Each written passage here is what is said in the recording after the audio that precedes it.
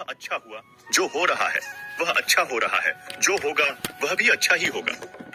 तुम बीते हुए कल का पश्चाताप न करो और आने वाले कल की चिंता न करो। तुम्हारा क्या गया जो तुम रोते हो? तुम क्या लाए थे जो तुमने खो दिया? तुमने क्या पैदा किया था जिसका नाश हो गया? न तुम कुछ लेकर आए, जो लिया यहीं से लिया, जो दिया यहीं पर दिया। खाली हाथ आए और खाली हाथ ही जाओगे। जो आज तुम्हारा है कल किसी और का था, परसों किसी और का होगा। तुम इसे अपना समझकर मग्न हो रहे हो। बस यही प्रसन्नता तुम्हारे दुखों का कारण है। परिवर्तन संसार का नियम है।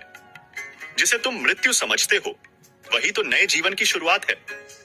एक क्षण में तुम करोड़ों के स्वामी बन जाते हो, दूसरे ही क्षण में तुम दरिद्र हो जाते हो। मेरा तेरा, छोटा बड़ा, अपना पराया मन से मिटा दो, फिर सब तुम्हारा है। तुम सबके हो। न यह शरीर तुम्हारा है, न तुम शरीर के हो। यह अग्नि, जल, वायु, पृथ्वी, आकाश से बना है और इसी में मिल जाएगा, परंतु आत्मा स्थिर है। तुम अपने आप को भगवान को अर्पित करो।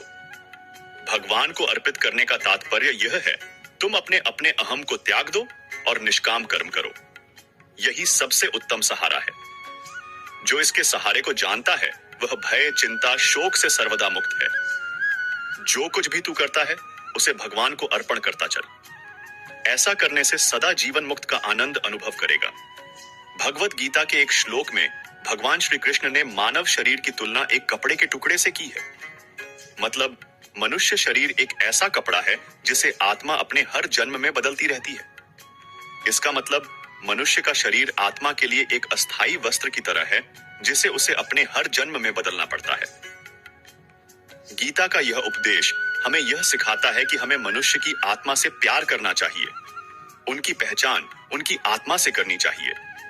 हमें मनुष्य के शरीर से आकर्षित नहीं होना चाहिए। मनुष्य के भीतरी मन को समझना ही उचित होता है। जो लोग मनुष्य के शरीर से ही केवल प्यार करते हैं, ऐसे लोगों के लिए गीता का उपदेश बहुत कुछ सिखाने वाला साबित हो सकता है। गीता में भगवान श्री कृष्ण ने यह बताया है कि इंसान को जन्म मरण के चक्र के बारे में भी जान लेना चाहिए, क्योंकि मनुष्य के जीवन का एकमात्र सच जो है वह मृत्यु है। क्योंकि जिस भी इंसान ने इस दुनिया में जन्म लिया है उसे एक न एक दिन इस संसार को छोड़कर जाना ही पड़ता है, और यही इस दुनिया का अटल सत्य है। लेकिन इस बात से भी नकारा नहीं जा सकता कि हर इंसान अपनी मौत से भयभीत रहता है। इसलिए मनुष्य को जीवन की अटल सच्चाई को जान लेना चाहिए और अपनी वर्तमान की खुशियों को भी खराब नहीं करना चाहिए। भगवान श्री कृष्ण ने बताया है कि क्रोध से मनुष्य में भ्रम पैदा होता है और भ्रम में वह अपनी बुद्धि का विनाश कर बैठता है।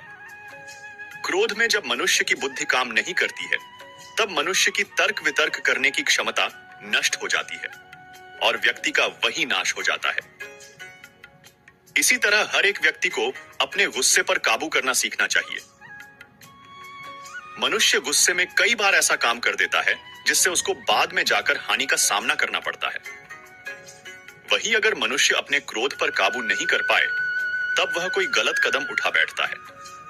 जब भी मनुष्य के मन में क्रोध की भावना उत्पन्न होती है तब मनुष्य का दिमाग काम करना बंद कर देता है और उस समय वह सही गलत का उचित फैसला नहीं ले पाता। इसलिए हमेशा मनुष्य को अपने क्रोध को काबू में रखना चाहिए और अपने मन को शांत रखना चाहिए, क्योंकि गुस्से में लिया गया फैसला आपको गहरी क्षति पहुंचा सकता है। भगवान श्री कृष्ण ने गीता के सार में यह बताया है कि कोई भी व्यक्ति अपने कर्मों को नहीं छोड़ सकता। मतलब जो व्यक्ति साधारण समझ के साथ अपने कर्मों में लगे रहते हैं उन्हें अपने कर्म से हटना या उन्हें छोड़ना नहीं चाहिए, क्योंकि वह इंसान कभी ज्ञानवादी नहीं बन सकते हैं। वही अगर मनुष्य अपने कर्मों से पीछा छुड़ा ले या अपने कर्म करना बंद कर दे तब वह अपने रास्ते से भटक जाता है। संसार का नियम है जिसके मुताबिक मनुष्य को अपने कर्मों को करते रहना होगा। जो व्यक्ति अपने कर्मों से बचना चाहता है या वह अपने कर्म को करना बंद कर देता है, ऐसे लोगों का कभी कुछ भी नहीं हो सकता। गीता के सार में मनुष्य के देखने के नजरिए के बारे में भी कुछ बातें बताई गई है। इसमें लिखा गया है जो व्यक्ति ज्ञान को और कर्मों को एक रूप से देखता है उस व्यक्ति का नजरिया सही है। अज्ञानी पुरुष के पास ज्ञान नहीं होता, इसी वजह से वह हर किसी चीज को गलत नजर से ही देखते हैं। गीता के सार में ऐसे मनुष्य के बारे में भी बताया गया है जो मनुष्य अपने मन को काबू में नहीं रख पाते। ऐसे लोगों का मन इधर से उधर भटकता रहता है। ऐसे मनुष्य का मन उनके लिए शत्रु के समान काम करता है, क्योंकि मन व्यक्ति के मस्तिष्क पर बहुत गहरा प्रभाव डालता है। जब मनुष्य का मन स्थिर रहता है तो वह व्यक्ति भी सही तरीके से अपना हमें कभी भी अति नहीं करनी चाहिए। जीवन में संतुलन बनाए रखना बहुत जरूरी है। जब तक मनुष्य के जीवन में संतुलन नहीं रहेगा, वह सुख से अपना जीवन व्यतीत नहीं कर सकेगा। अर्थात मनुष्य को जरूरत से ज्यादा कोई भी चीज करने से बचना चाहिए और अपनी जिंदगी में संतुलन बनाकर रखना चाहिए। श्री कृष्ण ने गीता सार में उन लोगों के लिए इस उपदेश के माध्यम से बड़ी सीख दी है जो लोग दूसरी की भलाई पर ध्यान नहीं देते और सिर्फ अपना मतलब साधने में लगे रहते हैं। उन लोगों का कभी भला नहीं होता। आपको बता दें कि इंसान का स्वार्थ उसे अन्य लोगों से दूर ले जाकर नकारात्मक हालातों की तरफ धकेलता है, जिसके चलते व्यक्ति अकेला रह जाता है।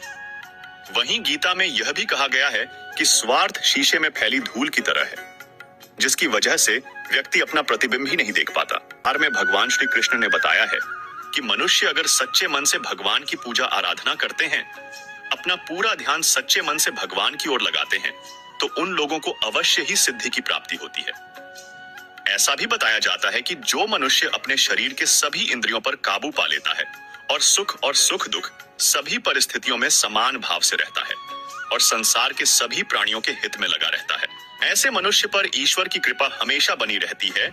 जो मनुष्य अपने सभी कामों में मन लगाकर अपना कार्य करते हैं और छोटे से छोटे कार्यों में भी खुशी ढूंढ ही लेते हैं, ऐसे लोग निश्चित ही अंत में सफलता प्राप्त करने की आवश्यकता नहीं है। आवश्यकता हृदय परिवर्तन की है। जवानी में जिसने ज्यादा पाप किए हैं, उसे बुढ़ापे में नींद नहीं आती। भगवान ने जिसे संपत्ति दी है, उसे गाय अवश्य रखनी चाहिए। जुआ, मदिरापान, परस्त्री गमन, अनैतिक संबंध, हिंसा, असत्य, मद, आसक्ति और निर्दयता, इन सब में कलयुग का वास है। अधिकारी शिष्य को सद्गुरु, अच्छा गुरु अवश्य मिलता है। श्री कृष्ण कहते हैं कि परिवर्तन ही तो इस संसार का नियम है। जिसे तुम मृत्यु समझते हो, वही तो एक नया जीवन है। इस संसार में तुम एक ही क्षण में करोड़ों के स्वामी बन जाते हो, तो वही दूसरे ही क्षण तुम भिखारी बन जाते हो। अपना पराया, मेरा तेरा, छोटा बड़ा, इन सब चीजों को अपने मन से निकाल दो, तो फिर सब कुछ तुम्हारा है। तुम इन सब के हो।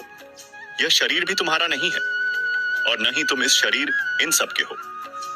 यह अग्नि, जल, वायु, पृथ्वी, आकाश आखिरकार इन सब में ही मिल जाएगा, लेकिन यह चीजों से मिलकर ही शरीर बना है। आत्मा स्थिर है। और तुम क्या हो? तुम्हें अपने आप को भगवान के सहारे छोड़ देना चाहिए। तुम्हारे लिए यही सबसे उत्तम उपाय है जो उनके सहारे को जाता है। वह भय, चिंता, शोक से दूर और मुक्त हो जाता है। महाभारत के युद्ध के दरमियान भगवान श्री कृष्ण द्वारा दिए गए गीता उपदेश को लोग अगर अपने जीवन में उतारें तो निश्चित ही जीवन में सफल हो सकते हैं। गीता सार के यह उपदेश एक सफल जीवन के निर्माण के लिए बेहद महत्वपूर्ण भूमिका निभाते हैं और हमारा जीवन सफल बनाते हैं। तो दोस्तों, ऐसे ही वीडियो और पाने के लिए हमारे चैनल को सब्सक्राइब करें और वीडियो को लाइक करें। धन्यवाद।